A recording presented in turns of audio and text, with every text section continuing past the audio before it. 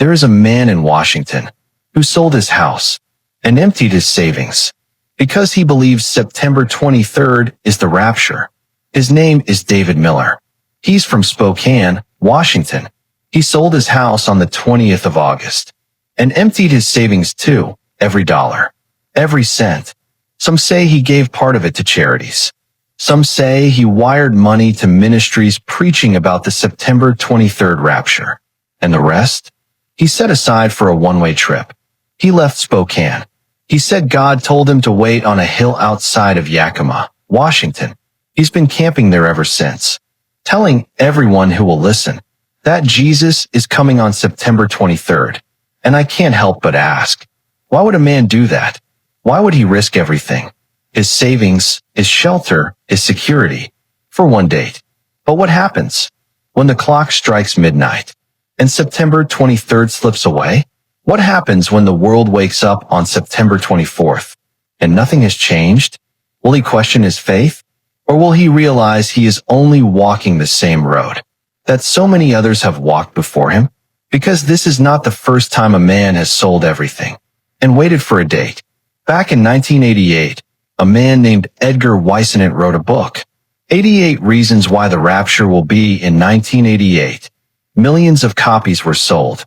Churches filled with fear and excitement. People quit their jobs. Some even drained their bank accounts, waiting for September 11th to 13th of that year. But September came and went, and nothing happened. Whisenant recalculated 1989, 1993, 1994. Each year, a new date. Each year, another failure. And the church was left embarrassed, while the world laughed. Then came Harold Camping in 2011.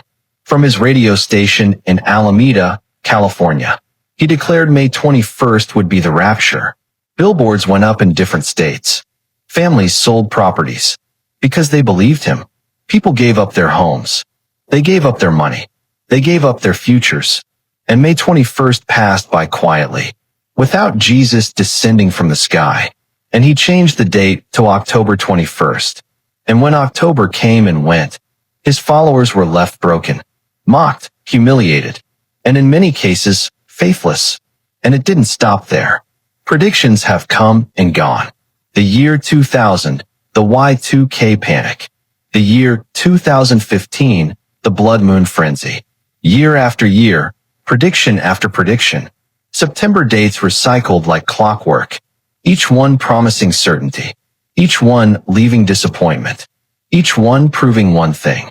Man cannot schedule God, because Jesus already said, but of that day and hour no one knows, not even the angels of heaven, but my Father only. Matthew 24 verse 36. Did you hear that? This is why every prediction fails. Every countdown ends in silence. Every date dissolves into another sunrise. And the world watches. The scoffers laugh. The unbelievers grow stronger. 2 Peter 3 verse 4 warned us about this. It says, where is the promise of his coming? For since the fathers fell asleep, all things continue as they were from the beginning of creation. Do you see? False alarms feed their unbelief. Failed prophecies fuel their mockery. But one day, the alarm will not be false. The trumpet will sound. The sky will split. And the Son of Man will come. But hear me, September 23rd and 24th is not the rapture. If the date is circled and broadcast, then it cannot be it. Jesus said, for the Son of Man is coming at an hour you do not expect. Matthew 24 verse 44. That means this. The moment you stop looking, that's when he would come and you will not expect it. And yet David Miller waits. Up there on that hill outside Yakima, he stares at the horizon. Every sunrise feels like the last one he will ever see. Every shadow feels like a countdown. But what he doesn't realize is that the very act of circling September 23rd guarantees it cannot be the day, because the Son of Man comes at an hour you do not expect. Not an hour you advertise. Not a date you plaster on billboards. Not a day trending on the internet. The real day will cut through the silence like lightning. No one will see it coming. No prophet will guess it. No false teacher will profit from it. David Miller, listen to me if this finds you. You sit on that hill in Yakima, waiting for a date on the calendar. But you are waiting wrong. Because the rapture will not come to meet your schedule. It will come to interrupt your soul. And that's the danger. So many are watching the sky for a day, but they are blind to the condition of their own heart. They want to calculate. They want to predict. But they don't want to repent. The rapture will not wait for you to finally get serious. It will come like lightning. It will come like a thief in the night. And those who are ready will rise. Those who are not will be left behind. And maybe you're listening right now, and you've laughed at people like David Miller.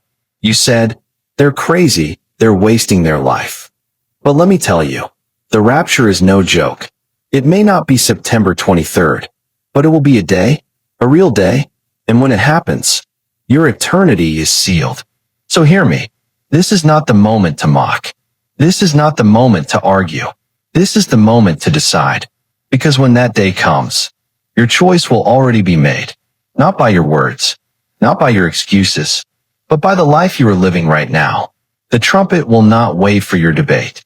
The trumpet will not pause for your doubt. The trumpet will not delay for your unfinished plans. It will sound, and in a moment, in the twinkling of an eye, everything will change.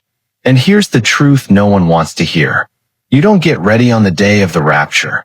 You are either ready before it, or you are left behind after it. So I ask you, are you ready? Not your church, not your parents, not your friends. You. If the trumpet shook the earth tonight, where would your soul stand? Would you rise to meet him in the air?